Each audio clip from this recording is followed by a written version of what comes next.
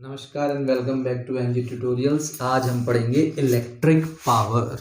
ठीक है, तो मैं यहाँ लिख देता हूँ हमारा क्या टॉपिक है आज का, इलेक्ट्रिक पावर। ठीक है, तो पावर को हम कैसे डिफाइन करते हैं? पावर को हम डिफाइन करते हैं रेट ऑफ डूइंग वर्क। हम कोई काम कर रहे हैं तो किस रफ्तार के साथ कर रहे हैं उसी को बोलते हैं हम पावर, या हम बोल सकते हैं रेट ऑफ कंज्यूमिंग एनर्जी। ठीक है, कि हम किस रफ्तार के साथ एनर्जी को कंज्यूम कर रहे हैं। कोई भी काम करने के लिए आपको एनर्जी चाहिए, इसलिए हम एनर्जी को हमेशा वर्क के बराबर ही रखते हैं। ठीक है, और जब भी किसी डेफिनेशन में रेट आता है तो उसे हम अपॉन टाइम कर देते हैं, तो टाइम के हिसाब से देखते हैं तो ई अपॉन टी और डब्ल्यू अपॉन टी, इसे बोलते हैं हम पावर। ठीक है, तो ये तो हमारा पावर का एक जनरल आइडिया हो गया। यहाँ से एसआई यूनिट की तरफ चलते हैं कि एसआई यूनिट क्या हो सकती है पावर की। एसआई यूनिट हालांकि कुछ अलग मतलब यहाँ से हम ड्राइव करेंगे, लेकिन स्पेशली पावर को भी एक यूनिट दी गई है। ठीक है, तो अगर मैं एसआई यूनिट पावर की यहाँ से ड्राइव करना चाहूँ तो वो क्या बनेगी? जो आपका वर्क डन होता है वो जूल्स के अंदर होता है और टाइम होता है सेकेंड्स के अंदर, तो जूल पर सेकेंड, और ये हो गया वॉट। ठीक है, तो पावर की यूनिट होती है वॉट, जिसे हम डिनोट करते हैं डब्ल्यू से। तो एक कॉन्सेप्चुअल क्वेश्चन आपसे ऐसे पूछा जा सकता है कि 1 जूल पर सेकेंड किस चीज़ के बराबर होता है, तो हम बोल सकते हैं 1 जूल पर सेकेंड वॉट के बराबर होता है। ठीक है, और ध्यान रखने वाली बात यह है कि ये एसआई यूनिट्स ही होने चाहिए, क्योंकि आप कहीं जो क्वेश्चंस आएंगे ना आपके पास, उनमें आपको एनर्जी दे रखा होगा, ये टाइम आपको मिनट्स में दे रखा होगा, तो आपको कन्वर्ट करके ना सेकेंड्स में या जूल्स में लाना होगा।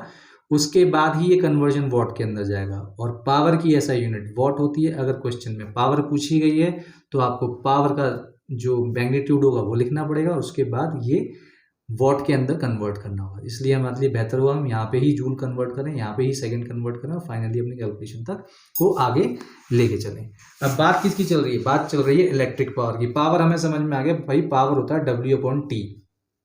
ठीक है, तो इस इक्वेशन को हम नाम दे देते हैं, ये हमारी हो गई पहली इक्वेशन। ठीक है, अब क्योंकि हम इलेक्ट्रिक पावर की बात कर रहे हैं तो हमें 3 सिंबल चाहिए या 3 फिजिकल यूनिट चाहिए जिसके अंदर ये पूरा फॉर्मूला एग्जिस्ट करना चाहिए, वी, आई और आर। ठीक है, क्योंकि इलेक्ट्रिसिटी की बात कर रहे हैं तो हमारे पास या तो वोल्टेज होना चाहिए, या करंट होना चाहिए, या रेजिस्टेंस होना चाहिए। अब यहाँ पे आप देखेंगे तो ना तो वोल्टेज है, ना करंट है, ना रेजिस्टेंस है, तो इलेक्ट्रिक पावर कहाँ से आ गया इसके अंदर? तो अब हम इलेक्ट्रिक पावर की तरफ चलते हैं। तो हमने इस चैप्टर को जब स्टार्ट किया था तब हमने कुछ चीज़ें पढ़ी थी जिसमें ये कनेक्शन आपको धीरे धीरे करके मिलते जाएंगे। तो सबसे पहले याद होगा हमने पढ़ा था इलेक्ट्रिक पोटेंशियल। इलेक्ट्रिक पोटेंशियल क्या होता है? इलेक्ट्रिक पोटेंशियल होता है work done in bringing a unit positive charge from infinity to some point. ठीक है, जिसका फॉर्मूला हमने क्या पढ़ा था? V equals to W upon Q. याद आया? जो इलेक्ट्रिक पोटेंशियल क्या होता है? Work done in bringing a unit positive charge from infinity ना, तो W अपॉन क्यू। अब यहाँ से हमें W के लिए क्या फॉर्मूला मिल रहा है? यहाँ से मिल रहा है W equals to Q V. इसे मान लेते हैं सेकेंड। अब इसे हम रिप्लेस कर सकते हैं इस वाली इक्वेशन में, W की जगह पे क्यू वी डाल दें। चलिए भाई, W की जगह पे क्यू वी डाल देते हैं, तो हमारे पास P का फॉर्मूला बन जाएगा क्यू वी अपॉन टी। ठीक है, अब V तो हमारे पास आ गया, पर Q यहाँ पे क्या कर रहा है? हमें तो Q भी नहीं चाहिए। ठीक है, हमें क्या चाहिए? या तो I आए अब, या फिर R आए। अब आपको ध्यान होगा कि हमने इलेक्ट्रिक करंट का भी एक फॉर्मूला पढ़ा था। पहले हम याद करते हैं इलेक्ट्रिक करंट की डेफिनेशन क्या पढ़ी थी हमने?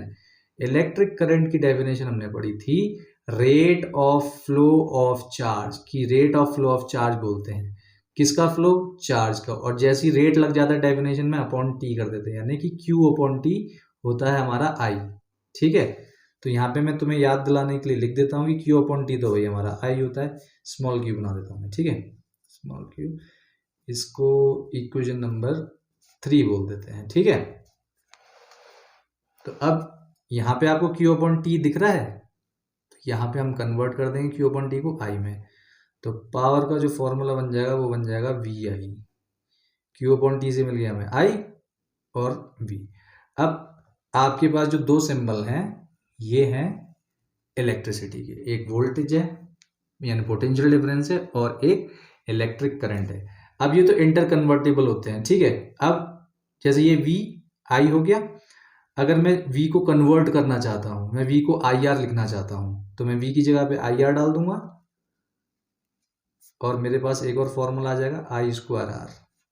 तो पावर का फॉर्मूला क्या आ गया, I²R। ठीक है। दूसरा, अगर मैं I की जगह पे V/R लिखना चाहूँ तो वो भी लिख सकता हूँ, तो V.V/R, यानी फॉर्मूला क्या बन गया, V²/R। एक और आ गया। ठीक है, बात समझ में आ गई। तो अगर हमारे क्वेश्चन में हमें पोटेंशियल डिफरेंस और करंट दे रखा है तो भी हम निकाल सकते हैं। अगर हमारे क्वेश्चन में हमें करंट और रेजिस्टेंस दे रखा है तो भी हम पावर निकाल सकते हैं। और अगर हमें पोटेंशियल डिफरेंस और रेजिस्टेंस दे रखा है तो भी हम पावर निकाल सकते हैं। अब चलते हैं कुछ न्यूमेरिकल्स की तरफ जो इस कॉन्सेप्ट को थोड़ा सा और क्लियर करेगा। तो ये क्वेश्चन है आपके सामने, आपने अलग अलग चीज़ों पे देखा हुआ, उनका पावर मेंशन होता है कि एक बल्ब है, मान लेते हैं वो 40 वॉट का बल्ब है और आपका जो पोटेंशियल डिफरेंस है आपके घर में लगा हुआ है, तो पोटेंशियल डिफरेंस 220 वोल्ट है। आपको बताना है कि वो कितना करंट कंज्यूम करेगा। ठीक है, तो हमने पावर का क्या फॉर्मूला पढ़ा था, पावर का फॉर्मूला पढ़ा था हमने V.I। ठीक है, तो पावर की वैल्यू क्या है 40, V आपका दे रखा है 220 into I 40/220 into I sorry equals to I. ये कैंसिल हुआ, ये कैंसिल हुआ, 2 टाइम्स 11 टाइम्स आई आ गया आपका 2/11, कैंसिल कर सकते हैं, पॉइंट आएगा 11 1 ज़र 11, 9 बचेगा 90 बनेगा, 11 8 ज़र 88, 2 और ये 100 चलता जाएगा। तो यहाँ पे हम 0.18 एम्पियर पे इस वाले क्वेश्चन को ख़त्म कर देते हैं। ठीक है, तो पावर का क्या फॉर्मूला था VI, जब हमें वोल्टेज और I से रिलेशन चाहिए कि वोल्टेज दिया था I चाहिए था, तो पावर का हमने वो फॉर्मूला इस्तेमाल किया जिसमें V और I यूज हो रहे हैं और सिंपल सा था, put the value get the answer type question. ठीक है, अब नेक्स्ट क्वेश्चन आ जाता है, ये थोड़ा ट्रिकी क्वेश्चन है, इसके अंदर हम ऑलमोस्ट सारी चीज़ें यूज कर ही लेंगे। तो ये क्वेश्चन है कि आपके पास एक बल्ब है जिसके ऊपर रेटिंग डली है कि भाई 220 वोल्ट पे 100 वॉट है इसकी पावर। आपको बताना है कि जब वो 110 वोल्ट पे होता है तो उसके अंदर जो पावर कंजम्पशन होगा वो क्या होगा। ठीक है, अब आपको ये तो पता होगा कि अगर हम किसी सर्किट का वोल्टेज चेंज करेंगे तो भाई करंट तो अपने आप चेंज हो जाएगा। ठीक है, तो अगर यहाँ पे भी वोल्टेज चेंज होगा तो करंट उसके हिसाब से यहाँ पे चेंज होने वाला है। लेकिन एक चीज़ है जो इस सर्किट में सेम है, तो वो चीज़ क्या है, वो चीज़ है ये बल्ब। तो इस बल्ब के साथ क्या चीज़ जुड़ी हुई है जो हमेशा सेम ही रहेगी। जैसे करंट तो मतलब जो वोल्टेज है वो हमने चेंज कर दिया, 220 से 110 पे ले आए, तो बहुत ऑब्वियस सी बात है कि भाई करंट भी चेंज हो जाएगा, हाफ हो जाएगा सीधे सीधे। ठीक है, पर एक चीज़ है वो सेम रहेगी, वो सेम रहने वाली चीज़ क्या है यहाँ पे, रेजिस्टेंस, कि इस बल्ब का अपना एक रेजिस्टेंस होगा वो सेम रहने वाला है। तो हमारे लिए बहुत इंपॉर्टेंट हो जाता है कि हम सबसे पहले इस बल्ब का रेजिस्टेंस कैलकुलेट करें। ठीक है, तो पावर वाले फॉर्मूले से जिसके अंदर आपको V और R मिलता है वो है V²/R। ये होता है पावर का वो वाला फॉर्मूला जिसमें V और R का इस्तेमाल किया जा रहा है। ठीक है, तो पावर आपको कितनी दे रखी है 100 वॉट, ये दे रखा है आपको 220 का स्क्वायर अपॉन R, कैलकुलेट करना है आपको, R equals to 220 into 220 upon 100, ये कैंसिल हुआ, ये कैंसिल हुआ, ये कैंसिल हुआ, ये कैंसिल हुआ, और आपका आ गया आंसर 484 ओम। ठीक है, तो ये आपका रेजिस्टेंस आ गया 484 ओम। अब इसी बल्ब को आप सेकंड केस में इस वाले सर्किट के अंदर इस्तेमाल कर रहे हैं। अब आपको इसमें पावर देखना है कि पावर कितना कंज्यूम कर रहा है। ठीक है, अगेन वही वाली बात है, आर आपके पास है, वी आपके पास है, पावर निकालने के लिए आप वी और आर वाला ही फॉर्मूला इस्तेमाल करेंगे, P इक्वल्स टू V²/R। ठीक है, P इक्वल्स टू 110 का होल स्क्वायर अपॉन रेजिस्टेंस हमने निकाला 484। ठीक है, यहाँ पे हम करेंगे 110 इंटू 110 अपॉन 484। हमने यहाँ पे जैसे अब ये मल्टीप्लाई कर लिया था, अगर हमने ऐसे मल्टीप्लाई नहीं किया होता तो ठीक है, तो हमारे लिए कैलकुलेशन ईजी होता है। 11 से हम 2 को कैंसिल कर देते, 11 से 2 को नीचे 4 आ जाता, पर अब हमें आराम आराम से करना पड़ेगा। 11 4 ज़र 44, 4 बचेगा, फिर 44 बनेगा, 11 4 ज़र 44 फिर से बन गया। ठीक है, 11 4 ज़र 44। ठीक है, ये 0 0 बचे, इनका बन गया 100।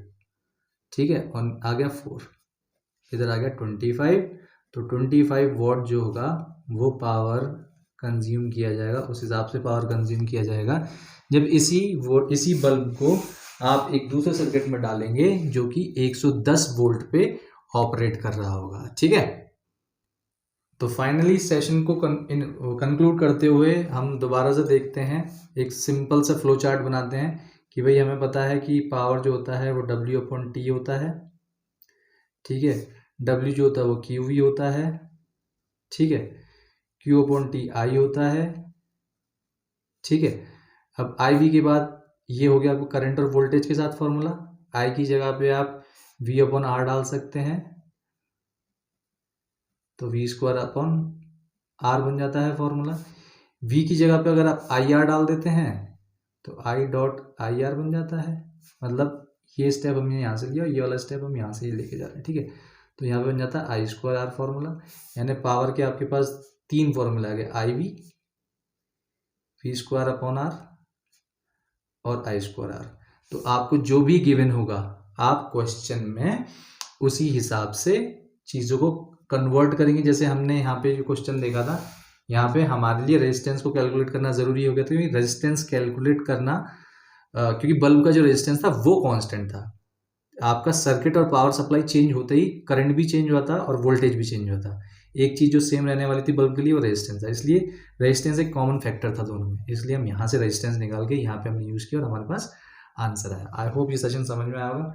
नेक्स्ट सेशन में मिलते हैं नेक्स्ट टॉपिक के साथ। Till then good bye.